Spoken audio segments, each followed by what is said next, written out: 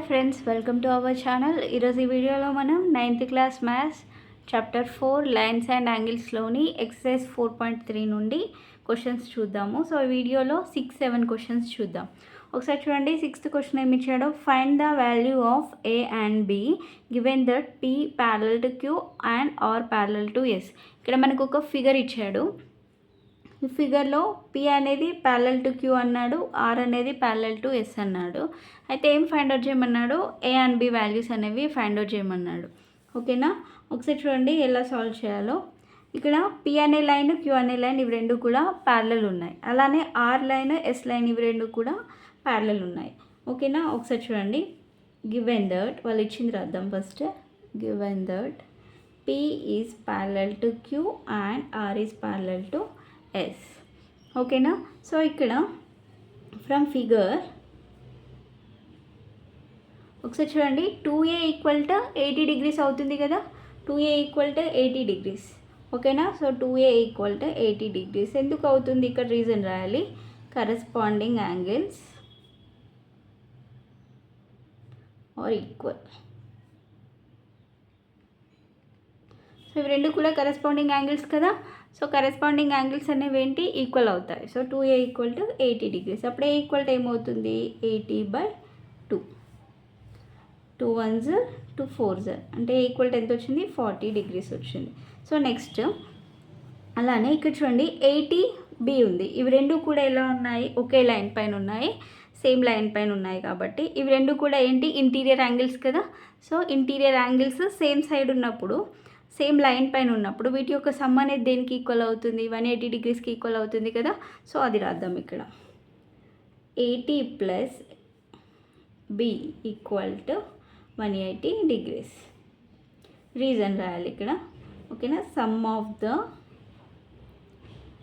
Interior angles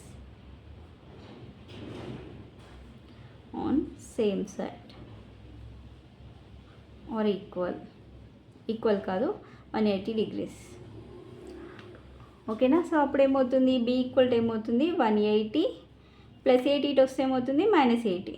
so అప్పుడు B equal to ఏమవుతుంది, 180 - 80 అంటే 100 డిగ్రీస్ అవుతుంది. ఓకేనా, సో ఏ అండ్ బిఏ కనుక్కోమన్నాడు కదా. So A equal to 40 degrees, B equal to 100 degrees. ఓకేనా, సో నెక్స్ట్ 7th క్వశ్చన్ చూద్దాం. చూడండి. If in the figure A parallel to B, C parallel to D, then name the angles that are congruent to angle 1, angle 2 అన్నాడు. ఇక్కడ మనకి ఫిగర్లో ఏమి ఇచ్చారు చూడండి. AB అనేటువంటి 2 లైన్స్ ఇవి ఎలా ఉన్నాయి, ప్యారలల్ ఉన్నాయి. అలానే సిడి అనేవి కూడా ఇవి రెండు కూడా ఎలా ఉన్నాయి, ప్యారలల్ ఉన్నాయి. ఇక్కడ మనకి అన్ని యాంగిల్స్ ఇచ్చాడు, 1 2 3 4 5 6 ఇట్లా అన్ని యాంగిల్స్ ఇచ్చాడు.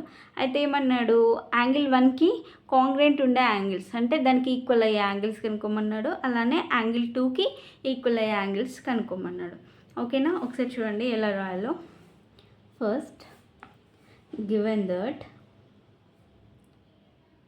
ఏ parallel to b and c parallel to D.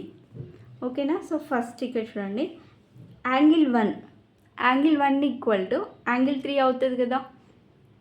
ఎందుకు, ఇది వర్టెక్స్ అనుకోండి, ఇది వర్టెక్స్ అనుకుంటే, వర్టిసెస్ అనుకుంటే, ఇప్పుడు ఇక్కడ ఒక యాంగిల్ ఉంది, ఇక్కడ ఒక యాంగిల్ ఉంది. ఇవి రెండు కూడా ఎలా ఉన్నాయి, ఒకదానికొకటి ఆపోజిట్ ఉన్నాయి కదా.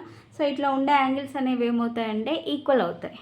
ఓకేనా, so angle 1 equal to angle 3. Reason రాయాలి. Vertically opposite angles are equal. ఓకేనా, యాంగిల్ 1 ఈక్వల్ టు యాంగిల్ 3. అలానే యాంగిల్ 2 ఈక్వల్ టు యాంగిల్ 4 కూడా అవుతుంది. ఇది కూడా వర్టికల్ ఆపోజిటే. ఓకేనా, so angle 2 equal to angle 4. అలానే angle 5 equal to angle 7, angle 6 equal to angle 8. ఇవన్నీ కూడా వర్టికల్లీ ఆపోజిట్ యాంగిల్సే అవుతాయి. ఓకేనా, సో ఫస్ట్ ఇది అర్థం చూడండి. Angle 2 equal to angle 4. అలానే angle 5 equal to angle 7, angle 6 equal to angle 8, angle 10 equal to angle 12, angle 9 equal to angle 11, angle 13 equal to angle 15, angle 14 equal to angle 16. So వీటన్నిటికీ కూడా same reason, vertically opposite angles కాబట్టి. ఓకేనా, so next ఇంకా angle 1 equal to angle 5 అవుతుంది కదా. Angle 1 equal to angle 5 అవుతుంది. ఎందుకు? ఇవి రెండు కూడా కరెస్పాండింగ్ యాంగిల్స్ అవుతాయి. ఓకేనా? కరెస్పాండింగ్ యాంగిల్స్ అనేవి ఏమవుతాయి? ఈక్వల్ కదా. Corresponding angles are equal. ఓకేనా? So next angle 1 equal to angle 5. ఓకేనా? అలానే ఇలా కూడా తీసుకోవచ్చు కదా. యాంగిల్ 1 ఈక్వల్ టు యాంగిల్ 9 కూడా రాయొచ్చు. Angle 1 equal to angle 9. ఇవి కూడా ఏమవుతాయి? కరెస్పాండింగ్ యాంగిల్సే అవుతాయి. ఓకేనా? Corresponding angles. నేను ఇక్కడ 1 ఈక్వల్ టు ఎందుకు రాస్తున్నా అంటే 1కి ఈక్వల్ అయ్యేవి రాయమన్నాడు కాబట్టి నేను 1 ఈక్వల్ టు అని రాస్తున్నాను. ఒకసారి చూడండి, యాంగిల్స్ ఈక్వల్. ఓకేనా? సో ఇప్పుడు ఒకసారి చూడండి, ఇప్పుడు యాంగిల్ 1కి ఏవేవి ఈక్వల్ అయ్యాయో అవి ఒకసారి రాద్దాం. ఇప్పుడు యాంగిల్ 1 ఈక్వల్ టు ఏమని చెప్పాం? యాంగిల్ 3. ఓకేనా? సో యాంగిల్ 3కి ఏది ఈక్వల్ అవుతుంది? యాంగిల్ 5 కదా. యాంగిల్ 3కి యాంగిల్ 5 ఈక్వల్. నెక్స్ట్ యాంగిల్ 5కి యాంగిల్ 7. ఎందుకు? ఇవన్నీ వర్టికల్ ఆపోజిట్ కదా. ఓకేనా? యాంగిల్ 7. ఇంకా ఏం రాయొచ్చు? యాంగిల్ 1 ఈక్వల్ టు యాంగిల్ 11 రాయొచ్చు కదా. Angle 1 equal to angle 11. Okay. So ఇంకా 11కి 9 అవుతుంది, యాంగిల్ 9. అలానే 13 అండ్ 13కి 15. ఓకేనా? సో ఇవన్నీ కూడా యాంగిల్ 1కి ఈక్వల్ అయ్యేవి. మరి నెక్స్ట్ 2 తీసుకుందాం.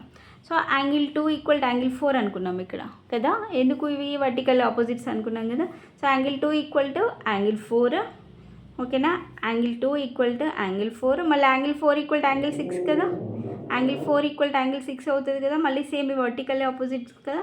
ఒకసారి అర్థం చూడండి, యాంగిల్ 2 ఈక్వల్ టు యాంగిల్ 4 అవుతుంది. యాంగిల్ 4కి ఈక్వల్ యాంగిల్ 6. యాంగిల్ 6కి ఈక్వల్ యాంగిల్ 8. ఓకేనా? సో ఇంకా ఏమని రాయొచ్చు? Angle 2 equal to angle 10. ఎందుకు? కరెస్పాండింగ్ యాంగిల్స్ కాబట్టి. Angle 2 equal to angle 10. Okay. So next angle 10 equal to మళ్ళీ యాంగిల్ 12. వర్టికల్ ఆపోజిట్స్ కాబట్టి. అలానే నెక్స్ట్ యాంగిల్ 12 ఈక్వల్ టు ఏమవుతుంది? Angle 14. Angle 14 equal to angle 16. ఓకేనా? సో ఇవన్నీ కూడా దీనికి ఈక్వల్ అయ్యే యాంగిల్స్ అనమాట. సో ఇవే రాయమన్నాడు. ఓకేనా? సో ఇది ఆన్సర్ అండి. ఓకేనా అండి? సో వీడియో కనుక మీకు నచ్చినట్లయితే ప్లీజ్ లైక్ చేయండి, షేర్ చేయండి, సబ్స్క్రైబ్ చేసుకోండి. Thanks for watching.